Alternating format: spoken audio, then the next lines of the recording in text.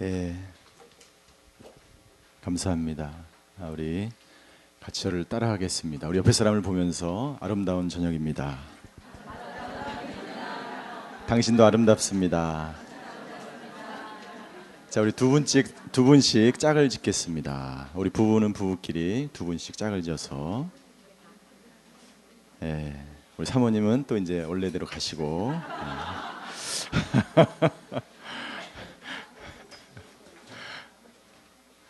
네, 두 분씩 짝을 지셨어요? 예, 우리 한 분 앞으로 좀 누가 오시면 좋을 것 같은데 이쪽에.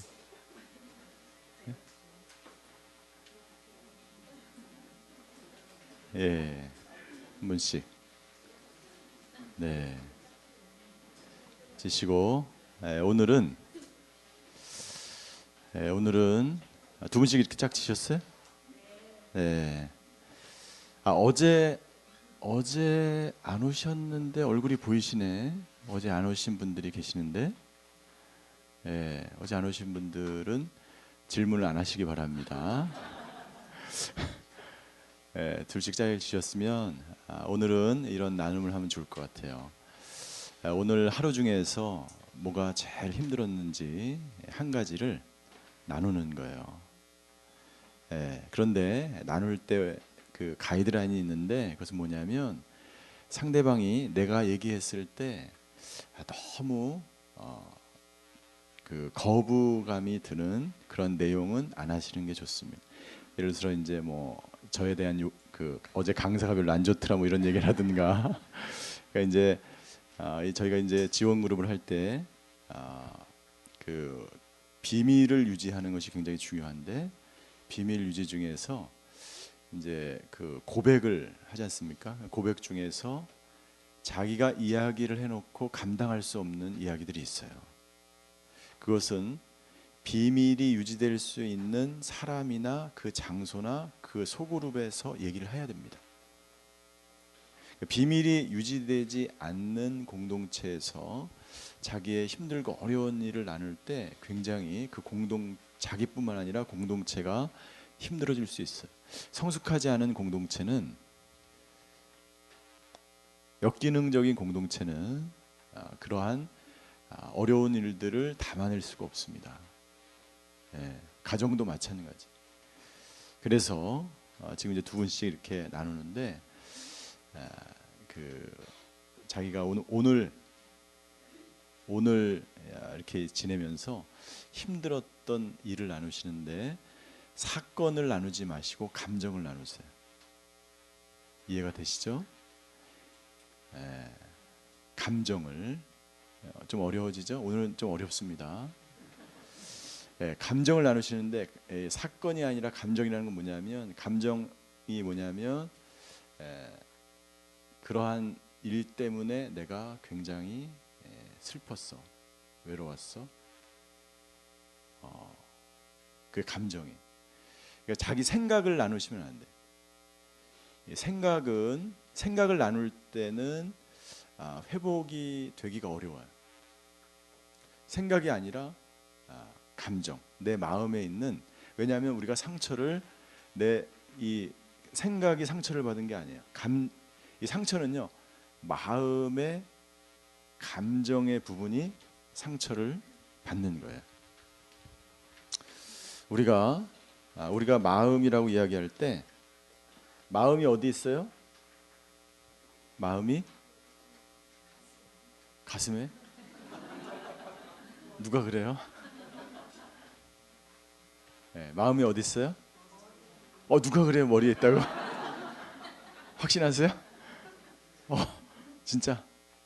여기는 가슴이라고 그러시는데, 이 마음은 어디 있는지 사실은 정확하지 않아요. 네. 그러나 이 마음, 우리가 보통 마음이라고 이야기할 때 보통 평균적으로 이제 가슴이라고 이야기하는 사람도 머리라고 이야기하는 사람도 있지만, 우리가 영혼육이라고 보통 이야기하죠. 사도 바울이 이제 영혼이라고 한 때도 있고 영혼육으로도 나눌 때도 있고 영혼육이라고 성경에 세 가지로 나눈 부분도 있어요. 그럴 때 이 마음은 이 혼과 관련이 있는데, 이 마음은 세 가지로 구성되어 있어요. 지정의로 구성되어 있습니다. 보통 지정이. 그죠? 예. 이 지정이라고 할 때 이것은 뭐냐면 이 의는 의지적인 결단이죠. 이 정은 감정을 얘기하는 거죠. 이것은 지식, 이해하는 기관이죠. 그래서 우리가 무엇인가 누구로부터 어떤 그 외적인 학대를 당했거나 영향, 어떤 이제 나쁜 소리를 들었거나 그럴 때 이 감정이 상처를 받는 거예요. 이 부분이.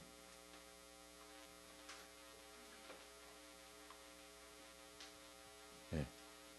우리 의지나 우리의 지식적인 이해나 이것이 상처를 받는 게 아니에요. 이 마음 중에서 우리의 감정에 상처를 받는 거예요. 그러니까 한번 우리가 상처를 받게 되면 우리의 감정이 기억하는 거예요. 그래서 이 감정을 통해서 의지적인 결단을 내리게 되죠. 그러니까 이게 이제 경로가 이렇게 되죠. 누가 나에 대해서 이제 소문을 냅니다. 우리 이민사에서 소문이 얼마나 많으세요? 예, 소문에 한번 시달려 보셨어요? 예? 여기 아마 이민 이렇게 오래 사시면 그 소문 때문에 힘들어하지 않으면은 그 이민 생활을 했다고 할 수 없어요. 한두 번쯤은 좀 소문에 내가 시달려 봐야 이 거친 이민 사회에 이걸 뚫고 나갈 수 있는 능력이 생기는 거예요. 안 좋은 소문을 들었어요. 근데 그가 그 소문을 낸 사람이 누군지는 알아요. 심적으로는 알죠. 그러나 물증은 없어요, 항상. 그죠? 그래서 그런 것 때문에 이것이 지식적으로 내가 그 소문이 나한테 이해가 하는 거죠. 그 다음에 감정적으로 내가 누가 나를 욕했어. 그러면 내 마음이 어떻습니까? 마음의 감정이 괴롭죠. 슬프죠. 외롭죠. 걱정이 되죠. 뭐 이런 것들이 전부 감정이라는 거죠. 우울하죠. 그리고 내가 이것에 대해서 어떻게 할지를 의지적으로 결정을 하게 되죠. 내가 참는다. 내가 보복을 한다. 그래서 거기에 따라서 어떤 결과, 행동이 나타나게 되는 거죠. 이게 이제 동시다발적으로 일어나는 거예요.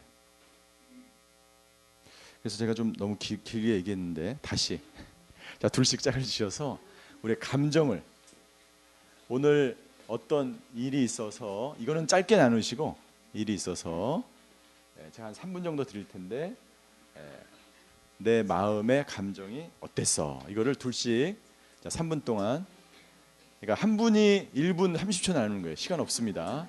짧게 자, 지금부터 나누시겠습니다. 부부는 부부끼리.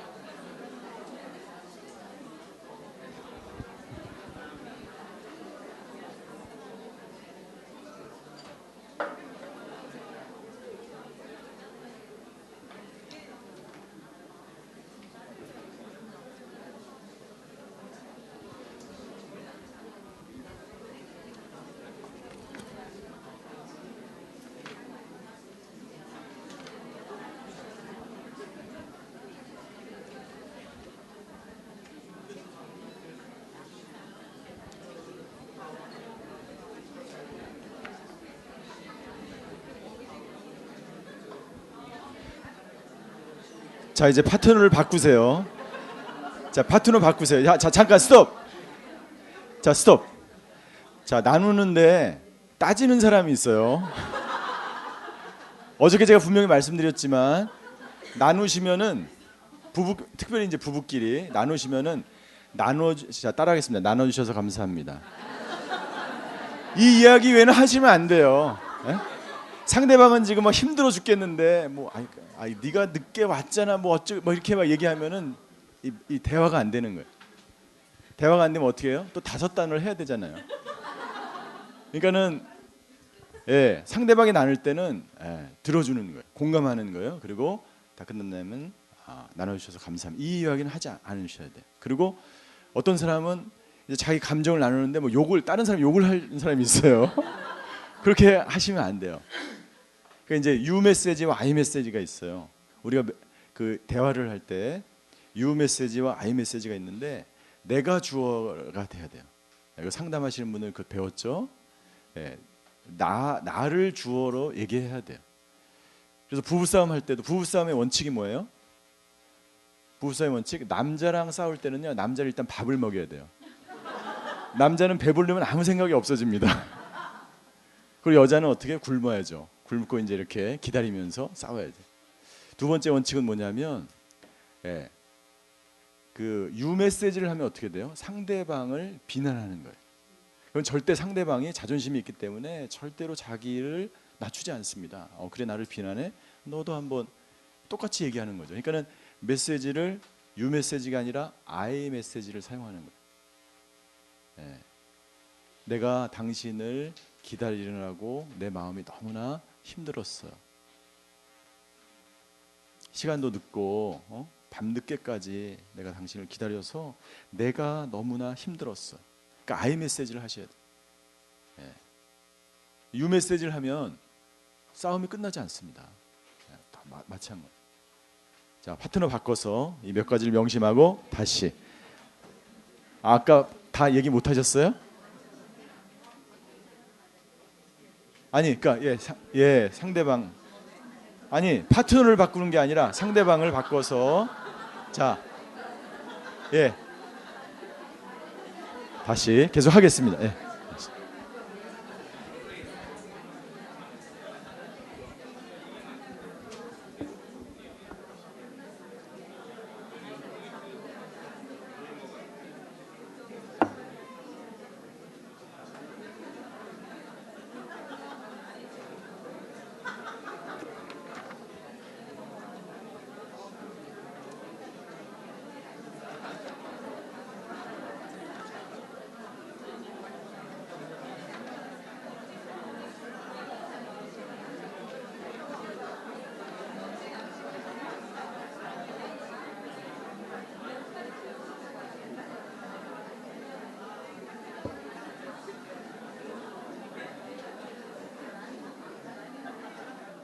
어떠세요? 나누는 게 이렇게 자기의 그 감정을 나누는 게 어려우신 분, 쉬우신 분, 쉬우신 분. 자, 어려우신 분 다시 한번 기회 드릴게. 손 안 든 사람은? 손 안 드신 분들은? 쉬운 거예요? 그 보통 나눔을 고백을 할 때 남자들은 좀 어렵습니다. 남자들은 자기의 감정을 나누는 것이 굉장히 힘들어요. 왜냐하면 여성이 더 감정적이에요. 집회할 때 보면 우는 사람은 남자는 별로 안 울어요. 왜? 감정보다는 남정은 감정보다 이성적인 그런 부분이 더 발달이 돼 있고 여성들이 감정이 풍부하세요.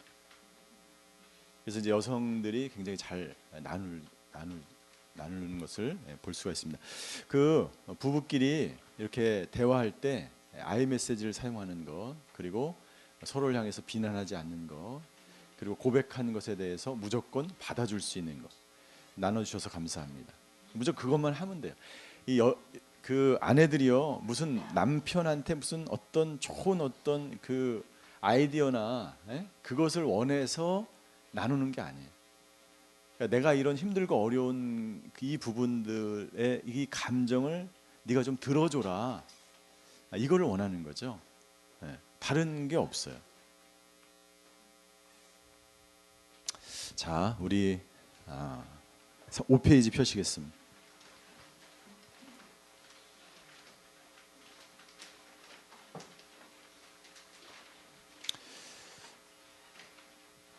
자, 어제 저희가 대부분의 상처는 어렸을 때 부모님 권위자로부터 온다고 말씀을 드렸습니다. 이제 그 권위자로부터 오는 그 상처, 특별히 엮이는 가정에 있는 환경 가운데 있는 아이들이 굉장히 성장하면서 힘들고 어려운 시기를 보내게 됩니다. 여기 5페이지에 보면 건강한 가정의 특징이 있어요. 이 반대가 뭐냐면 엮이는 가정이겠죠. 건강한 가정은 어떻습니까? 균형이 있다. 변화에 대해서 잘 적응한다. 이렇게 되어 있습니다. 변화에 대해서 잘 적응을 합니다. 가족들이. 변화에 대해서 잘 적응을 못하는 면은 엮이는 가정의 특징이 반대되는 거예요. 엮이는 가정은 변화에 적응하지 못해. 조금만 변화가 있어도 힘들어합니다. 어려워합니다. 건강한 가정은 문제를 개인적인 차원에서가 아니라 가족 차원에서 다룹니다. 그 개인의 문제가 아니라 너의 문제가 아니고 나의 문제다. 여러분들 그 마시멜로 이야기 아시나요? 마시멜로 이야기하는 책이 있죠. 거기서 자기 아들이 잘못을 했어요. 그래서 이 아버지가 어떻게 합니까?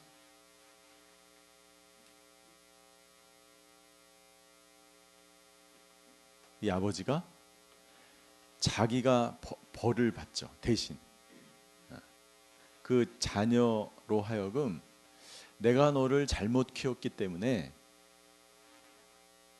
내가 너 대신 벌을 받아.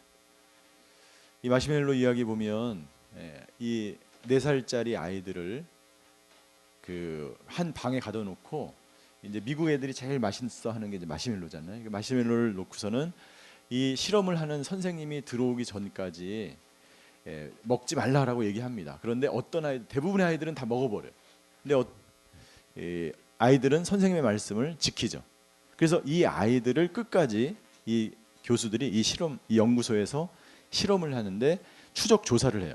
이 아이들이 어떻게 고등학교 생활과 대학교 생활을 지내는지. 그런데 그 시간을 선생님이 이야기한 그 시간을 참지 못하고 마시멜로를 먹은 아이들은 나중에 알코올 중독이나 마약 중독이나 굉장히 또 대학도 못 들어가고 이런 삶을 살아가는 거예요. 그러나 마시멜로를 선생님이 말씀하신 대로 끝까지 참고 기다렸던 아이들은 굉장히 우수한 성적으로 대학교를 가고 건강하게 믿음 생활하면서 살아가는 것을 말하고 있습니다.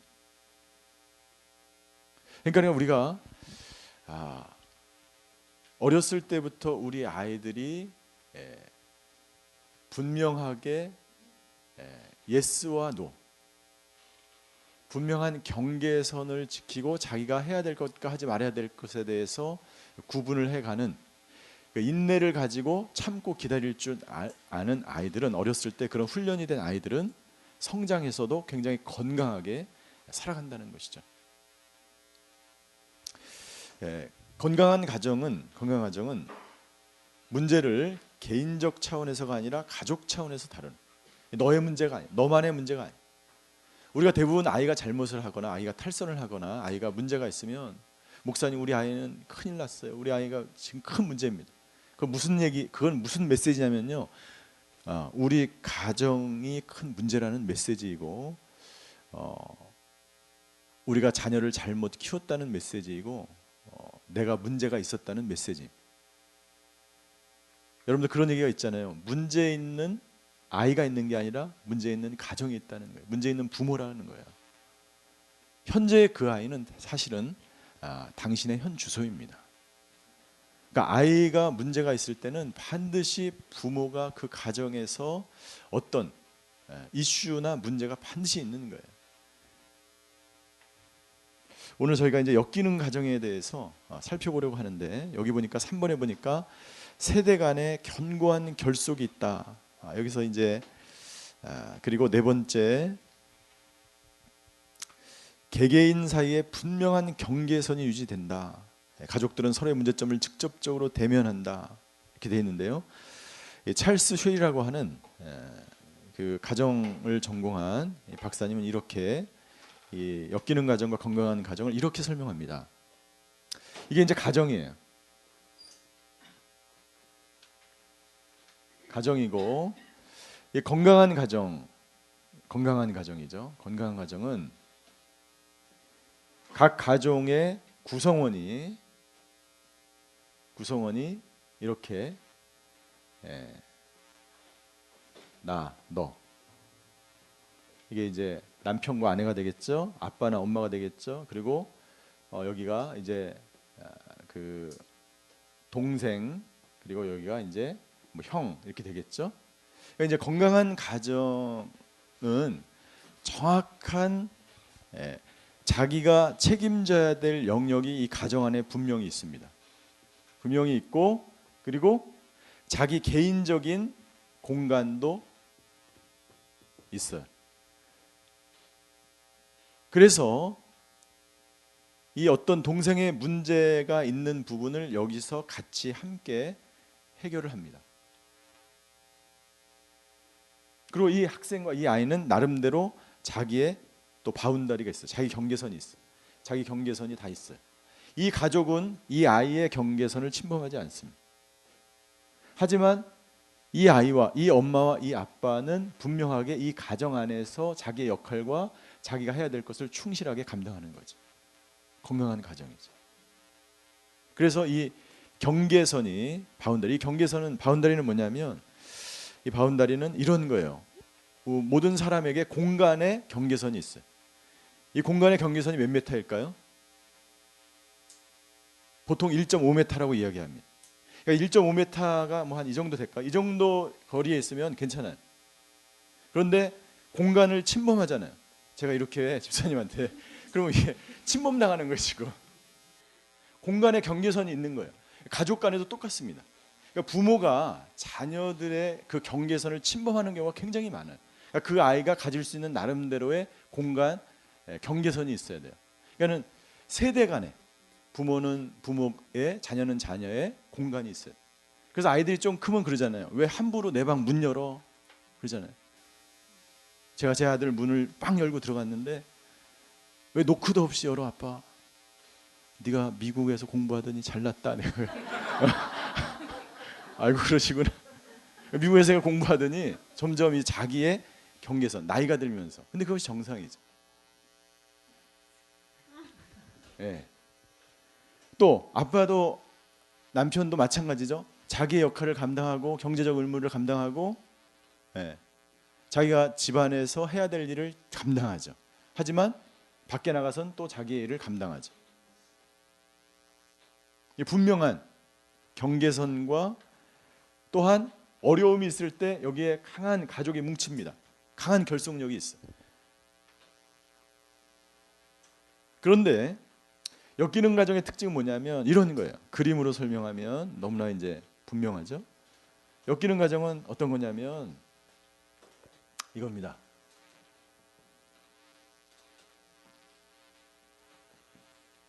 예. 이 가정 안에 공통 분모가 없어요. 같이 식사를 안 합니다. 대화가 단절돼 있죠. 만날 시간이 없습니다. 정서적으로 아무런 유대 관계가 없어. 아버지는 밖에서 바쁘고 엄마는 낮에 식당에서 바쁘고 얘기하느라고. 자, 아이는 학원 가서 집에 밤 12시에 들어오고 집에서 식사를 할 수 있는 아무런 시간이 없어. 건강하지 못한 가정 특징. 자, 이 아이에게 어떤 이 학생의 문제가 생기면 누가 책임집니까? 이 아이가 그냥 알아서 다 하는 거예요. 대화 상대가 없어. 문제가 발생했을 때 아무도 공통적인 분모가 없고 결속하지 않아요. 세대 간에 전부 분리되어 있는 것이죠. 이것이 이 그림이 바로 이제 건강한 가정과 엮이는 가정을 나타내는 그림이에요. 그 외에도 여러 가지가 있죠. 건강한 가정은 서로의 차이가 수용되고 격려돼. 너와 나가 다르다는 것을 인정합니다.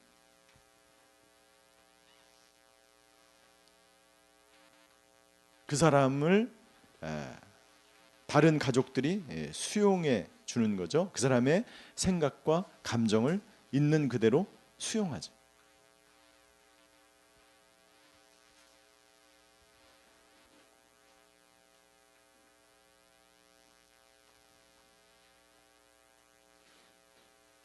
그리고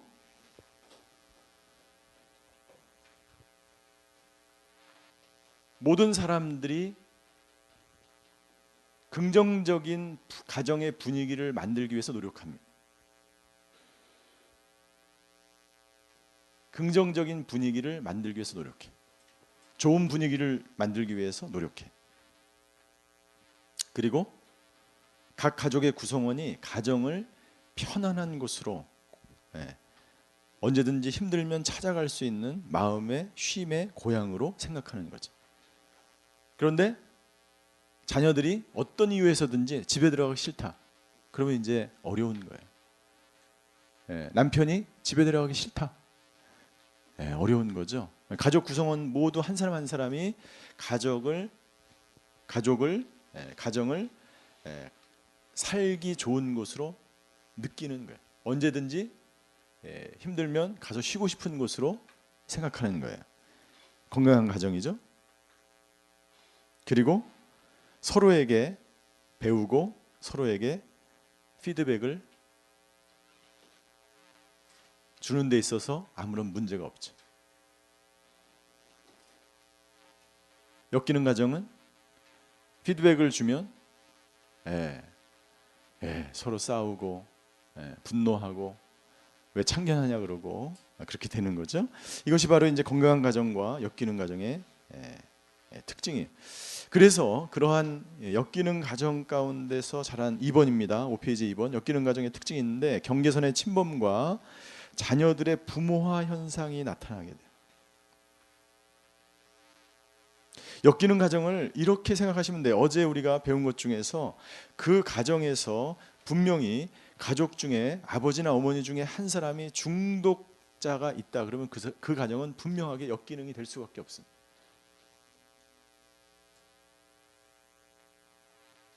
어저께 거기 그 상처의 유형 뭐 15가지 쭉 나왔잖아요. 몇 가지가 나왔어요? 15가지죠. 그 15가지를 가지고 있었던, 또 그런 경험을 했었던, 그런 사건이나 그런 경험이 있었던 모든 가정은 사실은 엮이는 가정의 경험이 있다고 생각해도 돼요. 그래서 그런 가정에게 나타나는 특징이 있는데, 그것은 뭐냐면 서로의 경계선을 침범하게 됩니다. 이 경계선을 침범한다고 하는 것은 뭐냐면 자녀가 부모의 역할을 하게 되고 부모가 자녀의 역할을 하는 경우,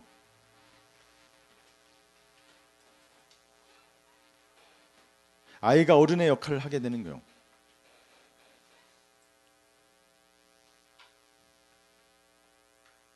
그런 현상들이 생기죠. 그리고 엮이는 가정은 세 가지 특징이 있는데 그 세 가지 특징이 뭐냐면 말하지 말라. 아시죠? 말하지 말라. 네가 우리 가정에 어젯밤에 있었던 일을 어디 가서든지 말하지 마라. 특별히 내일 주일인데 주일에 가서도 절대 얘기하면 죽는다. 그런 거죠. Don't talk.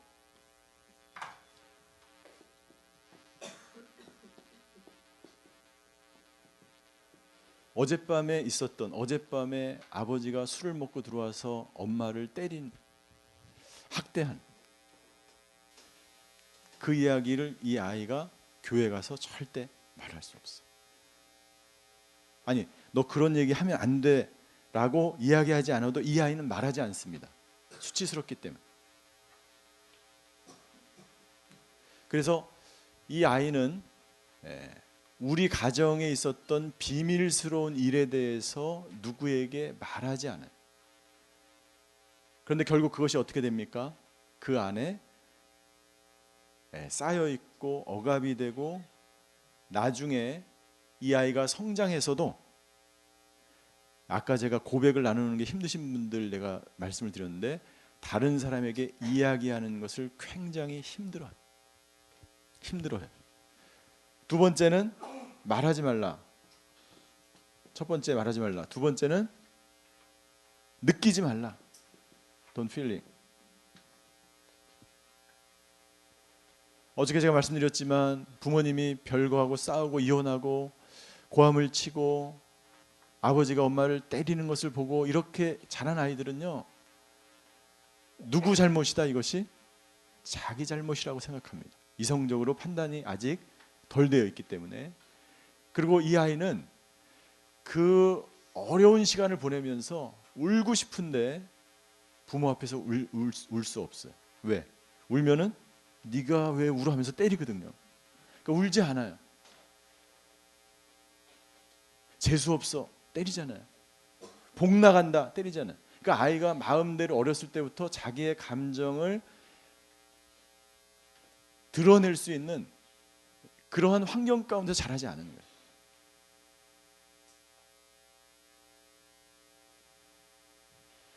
그러니까 아이의 감정이 표현하는데 어려움을 겪습니다. 그것은 성장에서 똑같아요. 자기의 감정을 표현하지 않아요. 이것이 엮이는 과정에서 자란 아이들의 특징이에요. 세 번째는 Don't trust. 아무도 믿지 말라. 왜요? 부모님이 가장 자기가 신뢰하고 부모님이 가장 안정감을 누리고 그러한 관계 속에서 자라야 되는데 부모님이 나를 버렸다고 생각하고 자기는 무가치한 존재라고 생각이 들고, 그리고 첫 번째 권위자인 그 부모님과 좋은 관계를 형성하지 못했기 때문에 이 아이는 이 세상 사람 믿을 사람이 하나도 없다라고 생각합니다. 실제로는 그렇죠. 그래서 이 아이에게 이 세 가지 감정을 갖게 되는 거예요. 이것을 이러한 아이로 성장한 사람을 우리가 어덜트 차일드라 그래요. 성인 아이. 들어보셨어요? 네. 성인 아이라 그래요. 성인 아이. 성인 아이란 무슨 말이냐면 어렸을 때 어린아이처럼 말하고 어린아이처럼 느끼고 어린아이처럼 부모님을 신뢰하고 행동하고 그렇게 살아야 되는데 그렇게 살지 못하고 눌려있고 말하지 못하고 느끼지 못하고 아무도 신뢰하지 못하며 자란 아이예요. 그래서 이 아이는 어렸을 때 아이처럼 살아간 게 아니라 성인처럼 살았어요. 근데 성인이 돼서는 어떻게 돼요? 네, 아이처럼 행동하는 사람. 그러니까 결혼을 했는데 남편이 아이 같잖아요. 그럼 이 성인 아이구나 이렇게 이해를 하셔야 돼. 네가 왜 그러니 죽고 잡냐 막 이렇게 하지 마시고 성인 아이구나. 성인 아이. 그 안에 자라지 못한, 그러니까 나이는 먹고 육체적으로는 성장하고 했지만 그 안에 뭐예요? 울고 있는 아이가 그 안에 있다는 거예요. 성인 아이. 그래서 이 성인 아이는요, significant others, 특정한 타인으로부터, 특정한 타인이 누구예요? 부모죠. 부모로부터 영향을 받아서 성인이 되었음에도 불구하고 그 어린 아이의 특징을 계속해서 가지고 있는 사람을 성인아이라고 이야기합니다. 그런데 이것이 왜 중요하냐면은 여러분들, 우리가 믿음의 성장과 성숙을 하는데 그 믿음의 성장과 성숙은 당신의 개인적인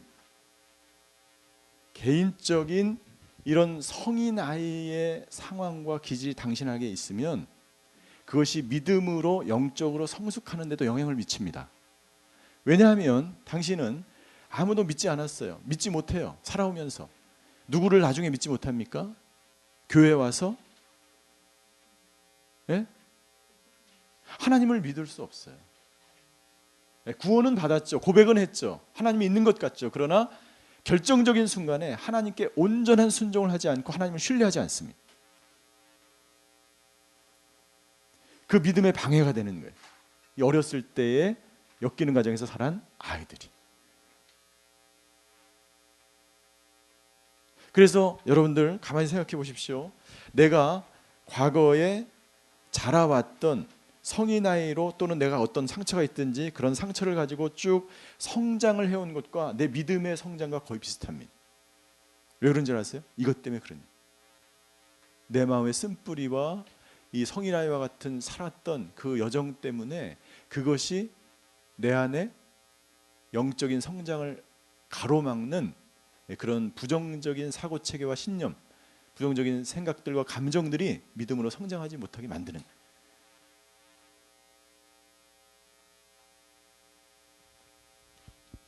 자, 그래서 이 엮이는 가정에서 자란 이 사람들은 자기가 원치 않는 어떤 역할을 하게 됩니다. 이 네 가지 역할이 굉장히 중요해요. 이 성인 아이들은 아직 페이지 넘기지 마세요.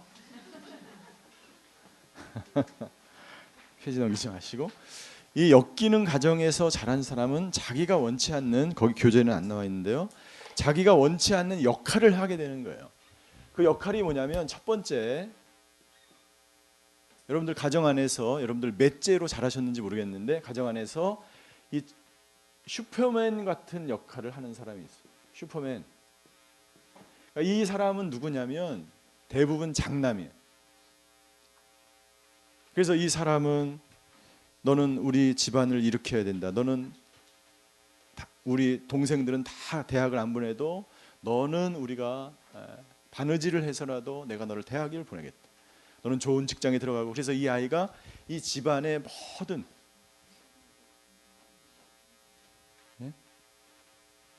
질문 있으시면 큰 소리로 해주세요. 자, 이 집안의 모든 무거운 어깨를 다 짊어지고 책임감을 가지고, 여러분들 우리 드라마의 대부분이 다 그거죠. 우리 한국 드라마의 대부분이 이 가정에 이 모든 아이들이 다 둘째, 셋째는 중요하지 않아요. 첫째, 너는 대학교에 좋은 대학교에 가고 대기업에 입사를 했어요. 대기업에 입사해서 어떻게 됩니까? 누구랑 연애를 하게 돼요? 회장 딸이랑 반드시 연애를 하게 돼 있어요. 그러면서 어떻게 됩니까? 누구를 버려요? 과거의 애인을 버리잖아요. 그러면서 어떻게 됩니까? 과거의 애인이 복수를 하잖아요. 이것이 우리 전형적인 드라마에서 나오는 스토리예요. 그래서 드라마는 이 세 가지 주제가 꼭 나오는 거예요. 불륜, 첫사랑, 삼각관계. 이것이 계속 반복되는 거예요. 그래서 이 첫째는 항상 이 가정을 책임지는 슈퍼맨이에요. 감정을 느낄 시간이 없습니다. 최고를 가야 되고, 좋은 대학을 가야 되고, 대기업을 가야 되고. 그래서 다 커서 어떻게 됩니까? 부모님을 먹여 살리고 이렇게 되는 거죠. 자, 두 번째, 이것이 이제 자기가 원치 않는 역할을 감당하는 거예요. 아버지는 대부분 어때요? 아버지는 대부분 알코올 중독자거나 집을 나갔거나 버려지거나 이렇죠. 두 번째 역할은 뭐예요? 두 번째 역할은 문제예요. 문제. 제가 넷째까지 갈 건데요. 자, 두 번째는 문제아 역할을 하는, 그 가정에 꼭 사고를 치는, 경찰서에서 전화가 오고 학교 선생님이 전화가 오고, 이 아이는요 모든 부모님들의 관심이 이 첫째에게 가 있기 때문에 이 아이는 반항을 하는 거예요. 반항, 문제야.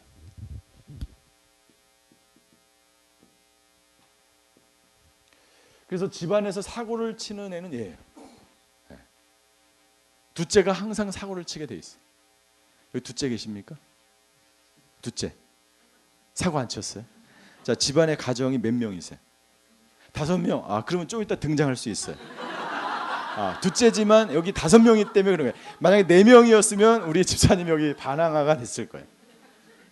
그러니까 부모의 관심으로부터 멀어지는 거예요. 그리고 너는 희생해야 된다. 너 형이 대학교를 들어가야 되지 않니? 너는 저기 구두 닦고 너 저기 돈을 벌어서 형의 뒷바라지 우리가 해야 된다. 그러니까 이 아이는요 반항아가 되는, 문제아가 되는. 그래서 왜 반항을 해요? 왜 문제를 일으켜요? 그렇죠. 사랑받기 위해서, 부모님의 사랑을 받기 위해서, 부모님의 지지와 후원을 받기 위해서. 형만 있는 게 아니야. 나도 할 수 있어. 보여주고 싶은 거예요. 자, 세 번째 아이는 누구냐면 잊혀진 아이. 집안에서 얘는 별로 안 찾아요. 근데 잘 놀아 혼자서 어디서 인형 가지고 놀든지 뭐 혼자 밖에 나가서 놀이터 놀든지 안 찾아요. 나중에 이제 저녁 때 다 되면 저녁 먹을 때 얘가 어디 갔지 찾는 거예요. 잊혀진 아이. 얘는 혼자서 잘 놉니다. 별 문제도 안 일으켜요.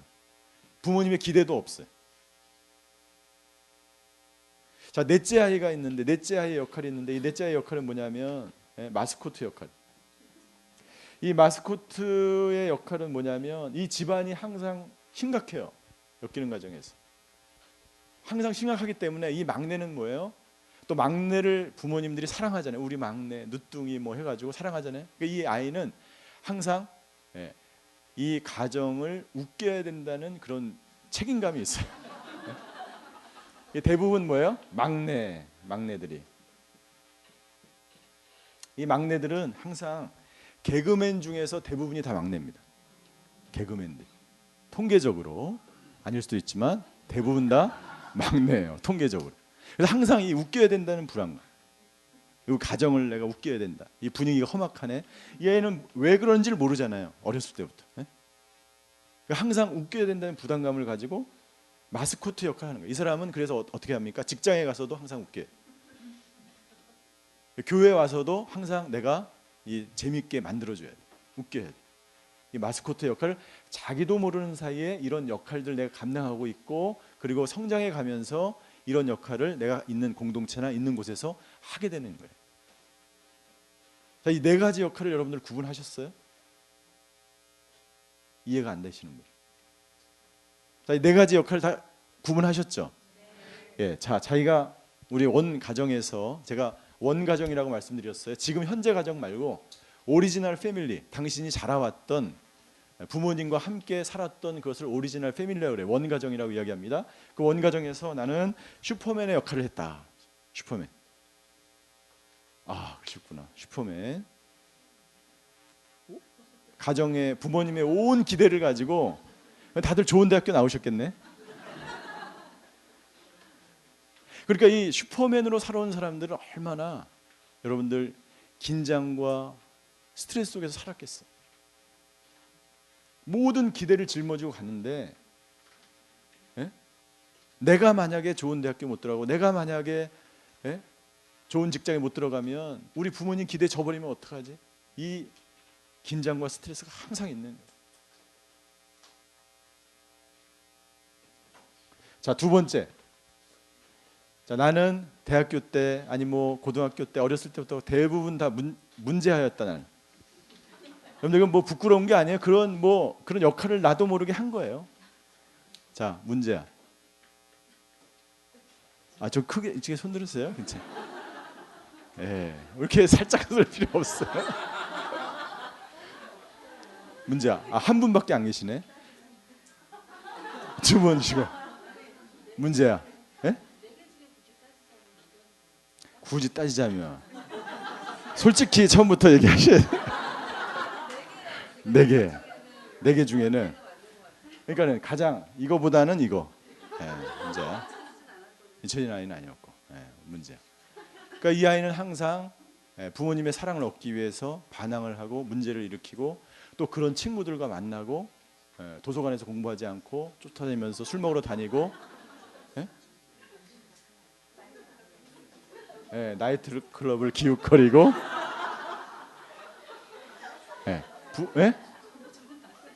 종류가 다른 거죠 이제. 관심을 받고 싶어, 사랑을 받고 싶은 거예요. 자, 세 번째, 잊혀진 아이. 잊혀진 아이가 꽤 되시네요. 잊혀진 아이. 손 내리시죠. 잊혀진 아이. 잊혀진 아이는 여러분들 잊혀진 아이로 자란 아이들은 굉장히 외롭습니다. 사실은 항상 어렸을 때부터 혼자였어요. 외롭지 않으세요? 예. 굉장히 그럼 건강한 거예요. 예. 그렇게 엮이는 가정이 아니었을 수가 있어요. 그러니까 엮이는 가정이 아니었을 때는 이 역할을 할 필요가 없죠. 그러니까 이것은 모든 사람이 다 그렇다는 것이 아니라 엮이는 가정에서의 역할을 말하는 거예요. 엮이는 가정에서 내가 원하지 않았지만 나도 모르게 그런 역할을 하게 된 경우를 말하는 거예요. 네 번째, 마스코트 역할을 하는 줄. 마스코트. 지금 많은 사람 웃기고 계십니까? 아니에요? 우리 지사님은? 네? 많은 사람 웃기고 계세요? 안 돼. 불안하죠. 불안해요. 그러니까 이제 불안한 것을 해결하기 위해서 막내가 노력을 하는 거예요. 해결사로. 근데 그것은 방법은 뭐예요? 네. 분위기를 좋게 하기 위해서 마스코트가 되는 거지. 자기도 모르고. 저도 막내입니다. 네. 자, 둘씩 짝을 지시겠습니다. 짝을 져서 자, 내가 어렸을 때 이 어떤 역할이었는지를 나누고 자, 짧게 드립니다. 빨리빨리 나누셔야 돼. 1분씩 드릴 거예요, 서로. 이런 역할들을 어떤 역할들 했었고 그리고 그것이 지금 현재도 어떻게 나에게 미치는지 그리고 어떤 감정을 내가 가지고 있는지. 네, 감정을 나누십시다. 자, 나누시겠습니다.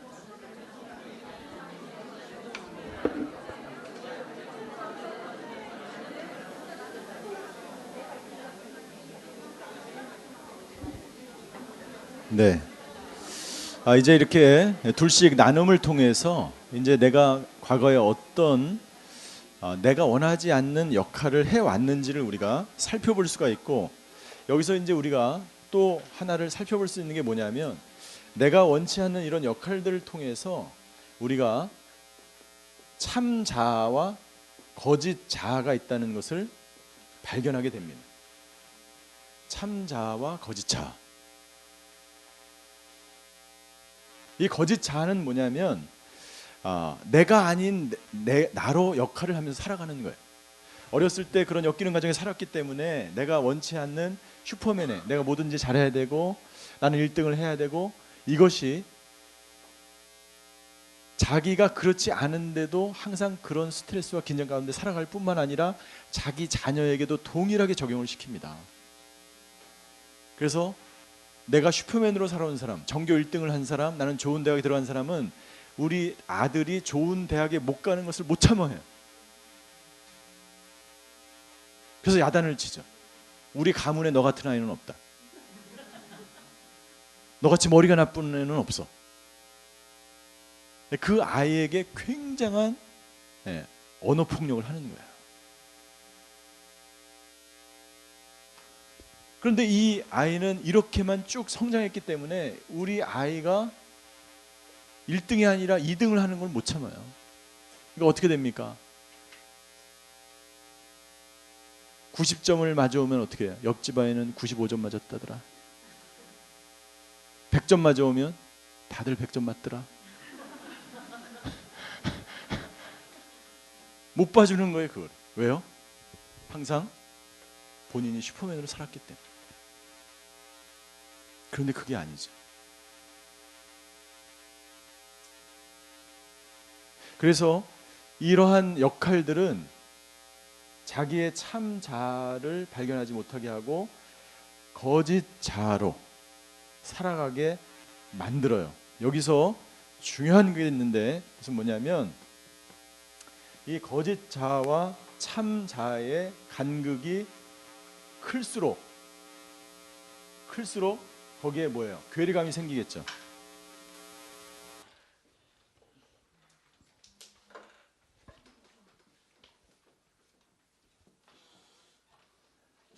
자, 내 실력은 이거밖에 안 돼요. 참자. 내 실력은 이거밖에 안 돼. 내 성품은 이거밖에 안 돼. 나는 이런 사람이에요. 그런데 거짓 자아로 살아오면서 나는 포장돼 있어요. 마치 다른 사람들이 보기에 인류대 나왔으니까 너는 좋은 인격과 성품을 가지고 앞으로도 기대감과 이런 것이 이 참자와 거짓 자의 이 간극이 클수록 이 사람 안에 뭐가 생기겠어요? 예, 괴리감과 두려움이 생기는 거예요. 나는 그렇지 않은데 사람들이 나를 그렇게 본다는 거죠. 나는 그렇지 않은데 부모님의 굉장한 기대를 나한테 하는 거예요. 그 부모님의 그 기대, 그것 때문에 아이들이 자살하는 거예요. 그러니까 가능하면 내 참자와 내 거짓 자가 간극이 적을수록 이 사람은 괴리감이 적어지게, 공허함이 적어지게. 근데 이것이 굉장히 크면, 예, 연예인이나 탤런트들이 그래서 이 괴리감 때문에 못 참는 거잖아요. 그리고 어떻게 됩니까? 예, 우울증, 공황장애, 불안, 장애가 생기는 거예요. 그래서 여러분들, 어제 제가 말씀을 못 드렸는데 이 우울증은요, 이 여성들은 우울증이 항상 남성보다 이 감정적으로 풍부하기 때문에 여성들은 우울증이 인생에 있어서 3번 이상은 찾아와요. 언제 찾아옵니까? 그렇죠. 임신했을 때는 잘 출산한, 예. 그러니까 임신 중에 우울증이 있으면 그 아이도 우울적인 그런 기질을 가지고 아이가 태어날 가능성이 많아요. 예. 그러니까 산후 우울증이 있어요. 산후 우울증. 그러니까 남성들은 애를 낳고 여자가 자주 운다 그러면 아, 산후 우울증이구나. 그래서 자꾸 가서 대화를 해주고 감정을, 그 아내의 감정을 많이 들어줘야 돼요. 나눠줘야 돼요. 근데 우리 옛날에 그렇지 않았잖아요. 시어머니들이 산후 우울증이 있는 걸 모르잖아요. 그러니까는 너 울면은 복 나간다. 왜 우냐? 어? 경산하는데 왜 울어? 아들인데 왜 울어? 딸도 아닌데. 거기에는 굉장한 학대가, 거기에는 무슨 말이 있냐면 여성 혐오증이 거기 들어있는 거예요. 그래서 여성 혐오증이라는 얘기 들어보셨어요? 우리 한국은요, 전통적으로 여성 혐오증의 사상이 깊이 뿌리 박혀 있습니다.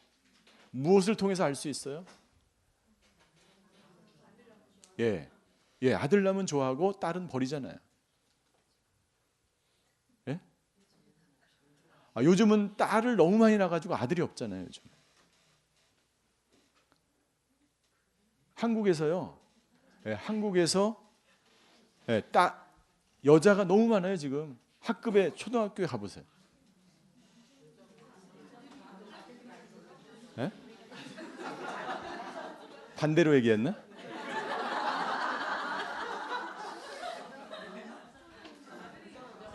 아, 그렇지. 아들을 너무 많이 낳아가지고 딸이 없어요. 딸이, 여자가 없어요. 예? 무슨 얘기하다? 여성 혐오증이 우리 안에 있다는 거예요. 여성 혐오증.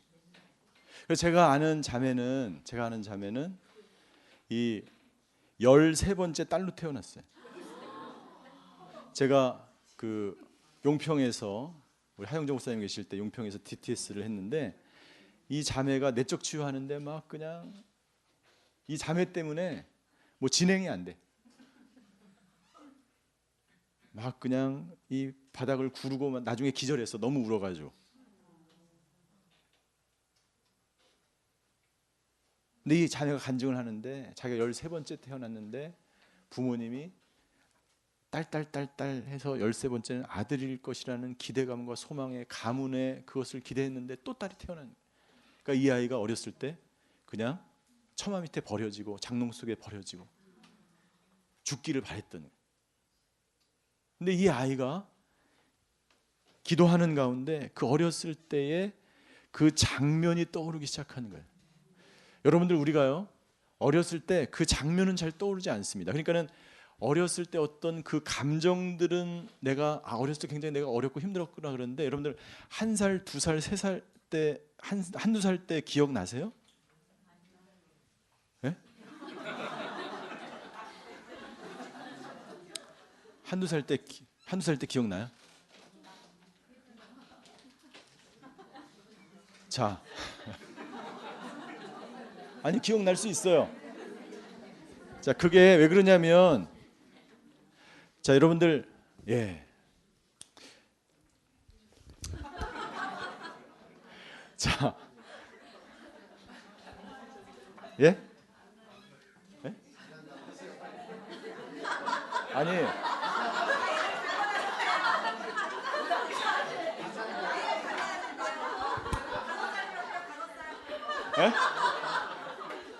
5살 때?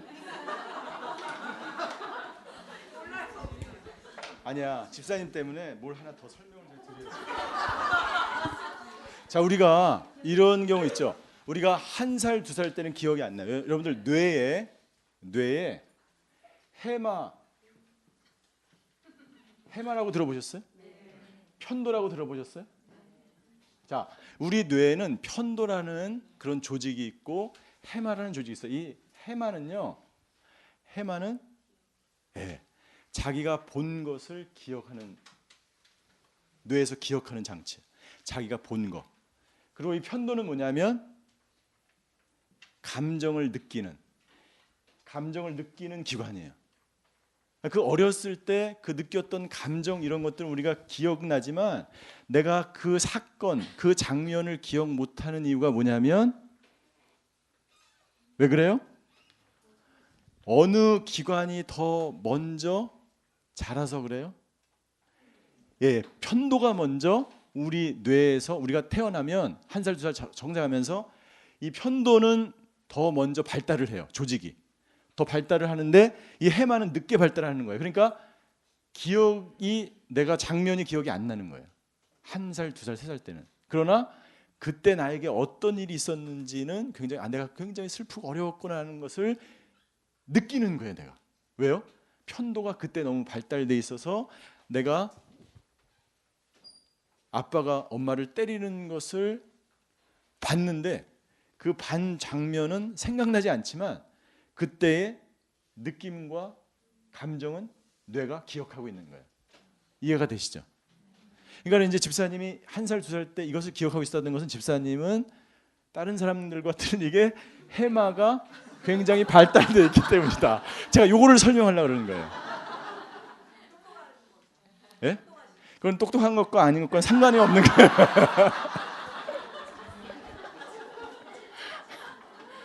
자, 무슨 얘기 하다가 그래서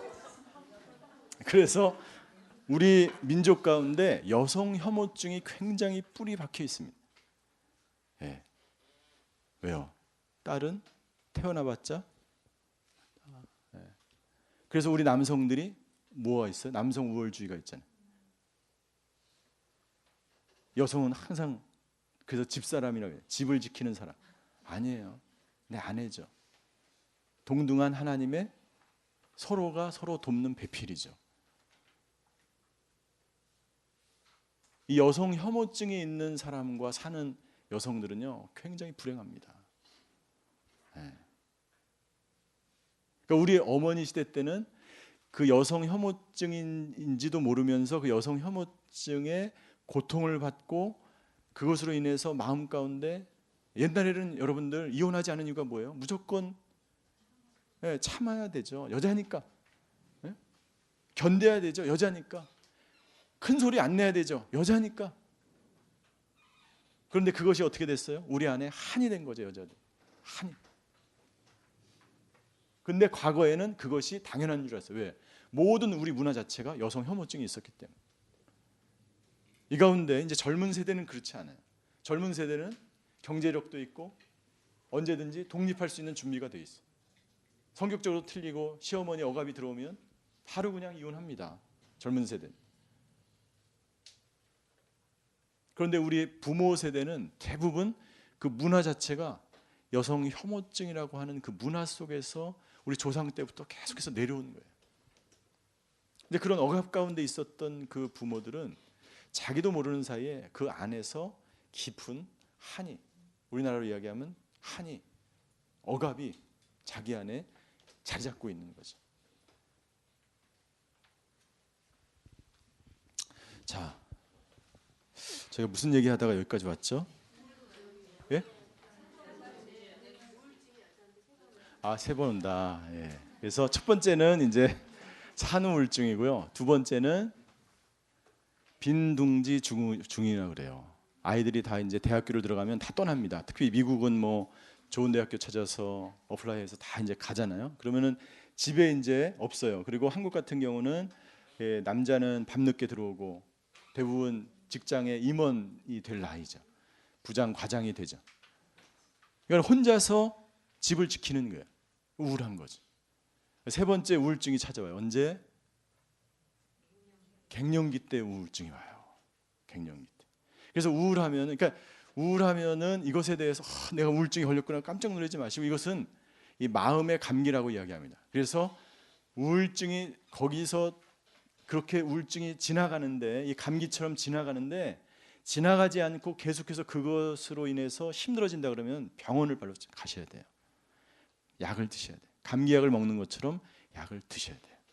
그래서 갱년기가 찾아오신 분들은 어떻게 하냐면은 항상 혼자 이렇게 부채질을 하고 계시는 분이 계세요.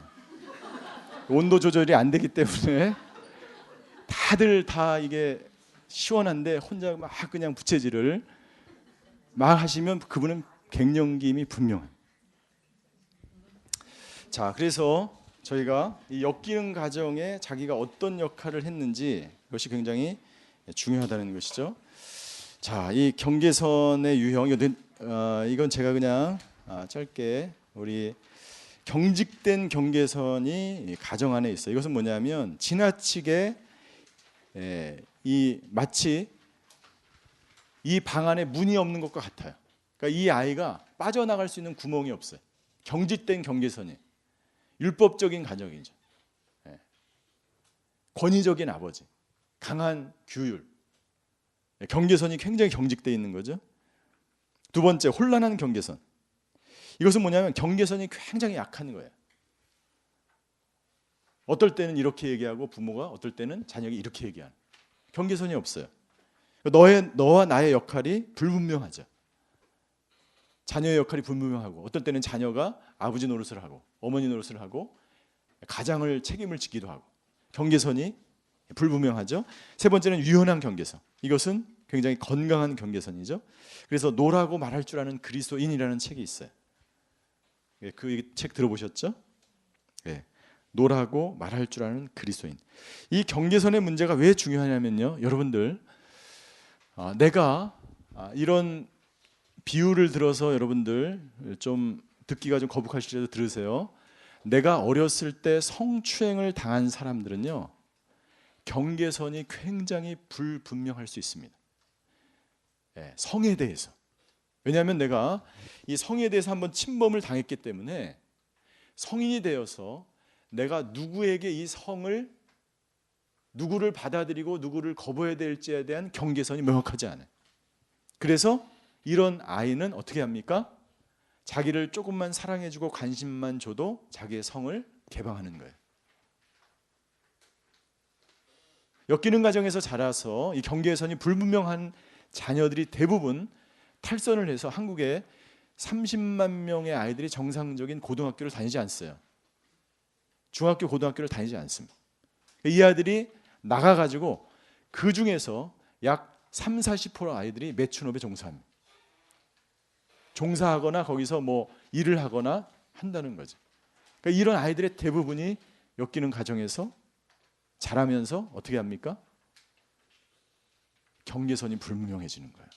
그러니까 어렸을 때 이 아이의 경계선을 분명히 해주는 것이 굉장히 중요하고, 가정이 아까 제가 말씀드린 대로 결속할 때는 결속하고 자기가 독립적인 공간을 갖고 이 아이의 문제를 같이 고민하면서 또 그 스스로 자기가 책임을 지게 살아갈 수 있는 그 경계선들을, 분명한 경계선을, 하지만 유연한 경계선을 가지고 이 가정이 나아가는 것이 이 아이의 미래에 굉장히 중요한 거예요.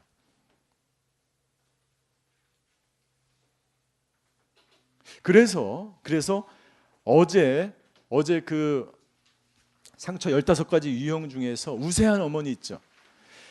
우세한 어머니, 그리고 아무런 힘이 없는, 몇 번이에요? 네, 5번. 수동적인 아버지와 우세한 어머니 밑에서 자란 아이들은 경계선이 불분명하게 되어 있습니다. 하나님께서는 우리에게 이 자녀를 키울 때 그 자녀가 아들이든지 딸이든지 남자든지 여자든지 아버지로부터 남성성을 배우도록 잘하죠. 남성성은 어떤 거예요? 담대하고 용맹스럽고 부드러우면서 강인하고 남성성이죠. 아버지로부터 그것을 배우는 거예요. 여성성을 어머니로부터 배웁니다. 어머니의 여성성은 어떤 것입니까?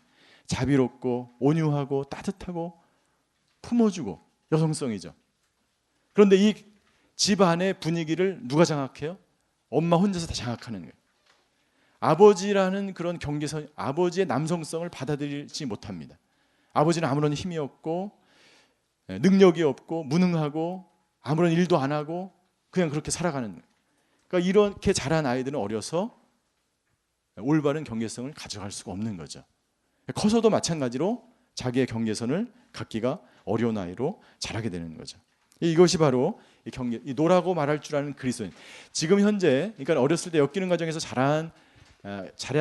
자랐다라고 생각하시는 분 중에 특별히 이 경계선에 분명하지 않으신 분들은 믿음 생활에 어떤 장애를 가져다 주냐면 제가 상담했던 한 집사님의 예를 들어드릴게요. 이 집사님이 남편이 외도를 해요. 그리고 누구랑 외도하는지는 알고 있어요. 그래서 이 남편과 별거를 시작합니다. 미국의 다른 주에서 살아요. 그 남편은 다른 주에서 다른 여자랑 살고 있고 이 여자는 아이를 키우면서 혼자 살고 있어요. 생활비를 그 남자가 붙여줍니다. 그러면서 이 여인이 이렇게 기도합니다. 주님, 내 남편을 불쌍히 여겨 주십시오. 그리고 저한테 돌아오게 해주세요. 그리고 그 남편은요, 이 여자를 계속해서 속입니다. 내가 그 여자랑 헤어질게. 내가 살고 있는 곳으로 와라. 그런데 나중에 가보면 헤어지지 않았어요. 그 여자가 계속 그 남편의 집에 출입을 합니다. 그런데 이 여인이요, 저한테 상담을 했는데 이런 상담을 하는 거예요. 목사님, 제가 그 남편에 대해서 언제까지 기도를 해야 될까요? 그리고 나는 그 남편을 내가 예수님의 사랑으로 그 남편을 끝까지 받아주고 사랑해 줘야 되지 않나요? 네? 그 남편을 계속해서 기다리면서 그 남편이 돌아올 때까지 그 남편을 내가 품어주고 받아줘야 되지 않나요? 내가 언제까지 그 남편을 위해서 기도해야 될까요? 여러분들 어떻게 생각하십니까? 네? 헤어져. 단칼에 헤어져. 집사님, 어떻게 해야 돼? 결단을 해야 돼. 집사님, 네? 헤어져. 집사님, 헤어져. 뭐 그냥 다. 그 집사님의 문제점은 뭐냐면요, 분명한 신앙의 경계선을 놓쳐버린 거예요.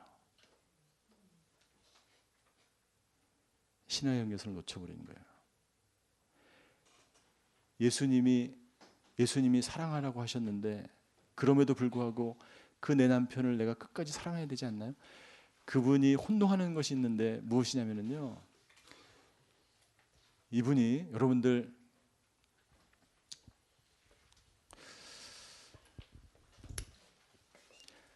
알코올 중독자가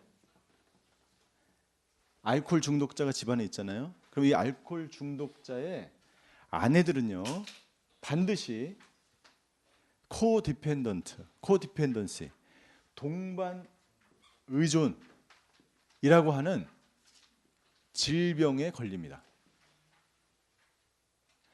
많은 사람들이 알코올 중독자로 살아가면서 그 남편과 헤어지지 못해요. 그러니까 남편이 때리기도 하고 카드빚으로 다 날리고 구박을 해도 이 남편과 헤어지지 않아요. 그래서 의사들이 샘플을 조사해서 알코올 중독자의 아내들을 조사하기 시작했어요. 그러면서 이 알코올 중독자의 대부분의 아내들이 남편에게 맞고 두들겨 맞고 집안이 다 날아가도 떠나가지 않는 어떤 증상을 발견하게 되는데 그 증상을 이름해서 동반의존이라는 학명을 정합니다. 질병이에요. DSM-4라고 미국 질병분류 편람에 의하면 정확하게 동반의존이 하나의 중독으로 질병으로 선포됩니다. 그것이 어떤 질병이냐면은 이 남자가 계속해서 이 여자를 구박하는 거예요. 술 먹고 와서 때리는 거예요. 그럼에도 떠나지 않는 거예요. 왜요? 이 여자의 마음 가운데 뭐가 있냐면은 저 인간은 내가 없으면 못 살아. 그래서 어떻게 합니까? 그 다음 날에 해장술 차려서 딱 여보 힘들었지. 그렇게 하면 안 돼요. 안 돼요. 남편이 그 전날 뭐 집안을 다 때려 부수고 막 때리고 그러면은 어떻게 합니까? 밤새도록 깨끗하게 치워놔요. 여보, 그런 술상 봐주는. 어떻게 하는 거예요? 이 남편의 알코올 중독을 더 강화시키는 거예요. 아까 제가 말씀드린 그 집사님은 이 남편의 여보 내가 당신을 끝까지 기다려줄게. 당신이 돌아와. 아니요. 그렇게 하면 안 되죠. 사랑이 아니에요. 그때는 매를 들어야 되는 거예요. 이해가 되십니까? 그 집사님은 분명한 경계선을 잃어버린 거예요. 왜요? 어렸을 때 자기의 원가정에서 분명한 경계선이 무엇인지를 부모로부터 배우지 않았기 때문이에요. 굉장히 중요합니다. 그래서 여기에 대한 이슈가 있는 사람은 그 책을 꼭 읽으셔야 돼요. 존 타운젠트와 헨리 크라우드가 쓴 노라고 말할 줄 아는 그리스도인. 여기에 이슈가 있거나 여러분들의 자녀들이 경계선이 분명한 것 같고 아무 아저씨나 따라가고 이러면 물론 이제 좋은 성격이 좋으니까 그럴 수 있겠지만 심각한 문제가 있을 수 있어요. 노라고 말할 줄 아는 그리스도인, 존 타운젠트와 헨리 크라우드가 쓴 책에 이것을 꼭 읽으시면 좋을 것 같아요. 다음 페이지 넘기겠습니다. 하나님의 가정원리. 이거 하기 전에 저희가 브레이크 타임을 가져야 되겠죠. 오늘은 정확하게 10분만 빨리 드시. 집마다 샌드위치를 먹었잖아요. 샌드위치를 먹어야 되는 거고 나는 된장국을 먹으면 되는 거예요. 된장국을 안 차려주면 어떻게 돼요? 자기가 끓여 먹으면 되는 거예요. 아니 여자가 감히 어떻게 된장국을 나한테 끓이라 그래? 그게 뭐냐면 여성 혐오증이에요. 여자가. 제가 뭐 페미니스트가 아닙니다. 여성 찬양론자가 아니에요. 여자가 어떻게 그 여자가 자체가 바로 여성 혐오증을 내포하고 있는 거예요. 또는 반대로 남자가 어떻게 그것 자체가 남성 혐오증을 당신이 이미 그 안에 가지고 있다는 얘기예요. 그것을 버리지 않으면 절대로 부부관계를 이루어나갈 수가 없습니다. 떠나야 되는 거예요. 모든 것으로부터 정서적으로 물질적으로 다 떠나라. 두 번째, 연합하라. 이 연합은요, 연합한다는 것은요 히브리 말로 어떤 뜻이냐면 풀로 붙인다라는 뜻이에요. 여러분들 문지방과 문지방을 세면으로 붙이는 악교풀로 단단한 떼어질 수 없는 것으로 붙여서 떨어지지 않는 것과 똑같아요.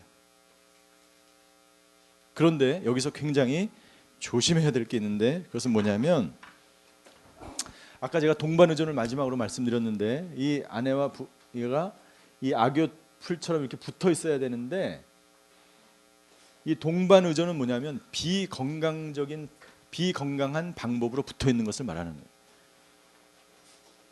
자기의 경계선이 없이. 그래서 이제 우리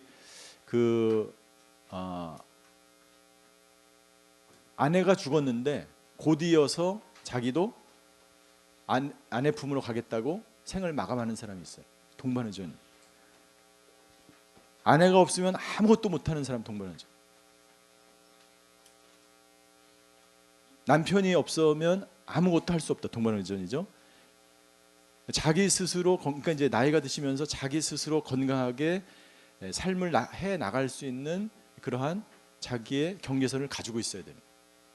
동반의존은 비건강하게 묶여 있는 것을 말하는 거죠.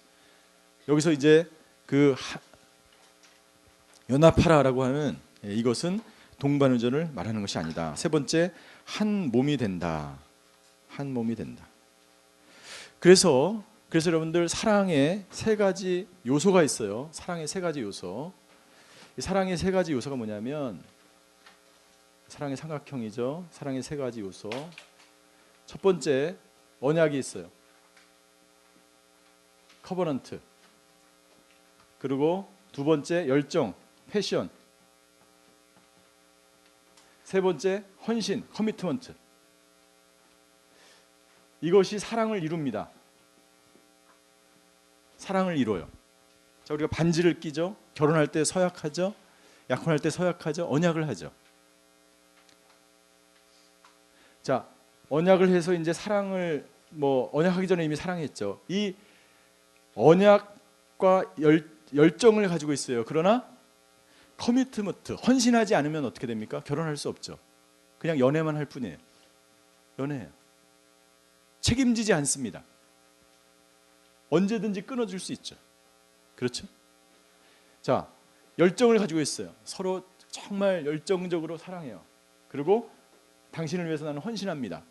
그러나 언약은 하기 싫어요. 많은 미국의 부부들이 그렇게 산다 그래요. 요즘도 한국에서 많이 등장하고 있죠. 동거하는 거죠. 언제든지 깨질 수 있죠.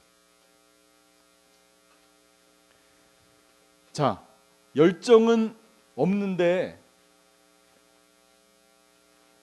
우리 부모님 세대는 어떻게 살았어요? 서로 헌신하면서 언약했기 때문에 그냥 살아가는 거예요. 근데 열정은 없어요. 그냥 사는 거예요.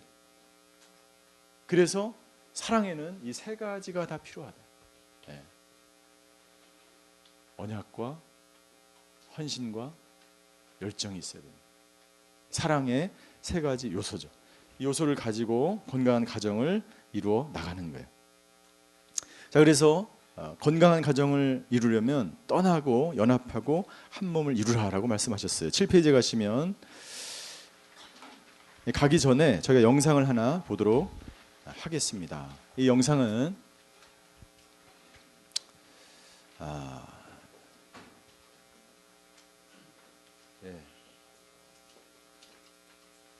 이 영상은 이승철 씨 아시죠?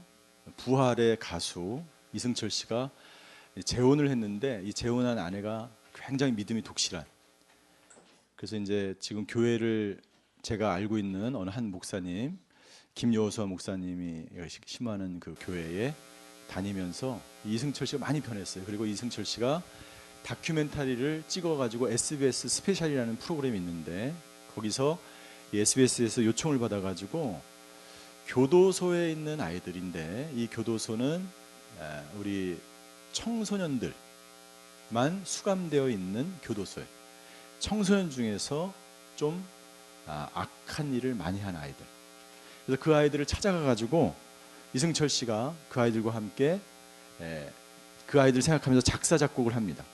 그 아이들을 같이 노래 합창을 하면서 이 아이들이 자기의 감정을 표출하면서 건강하게 그 교도소에서 생활할 수 있도록 돕는 그런 SBS 스페셜이 있어요. 그래서 제가 그 스페셜이 한국에서 굉장히 한동안 유명했었고 또 그 부분에서 지금 다 볼 수 없지만 한 6분 정도 제가 편집을 했어요.